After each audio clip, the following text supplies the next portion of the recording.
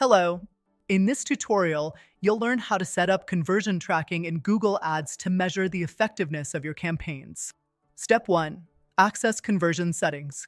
Log into your Google Ads account.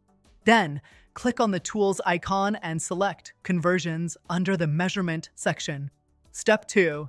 Create a new conversion action.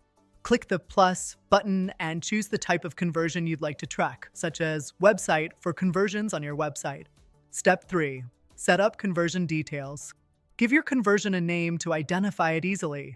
If applicable, define a conversion value. If not, you can select Do Not Assign a Value. Then, choose how to count the conversions. Select 1 for single sales or all for counting multiple actions. Step 4. Install the tracking tag. Google Ads will provide you with a tracking code snippet. Copy and paste this code into the pages of your website where you want to track conversions, such as on the thank you page after a purchase. Step 5. Verify setup. Once the tag is installed, verify that it's working properly.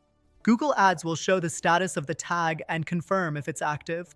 With conversion tracking set up, you'll be able to accurately measure your campaign's effectiveness and make data-driven decisions to optimize your ads.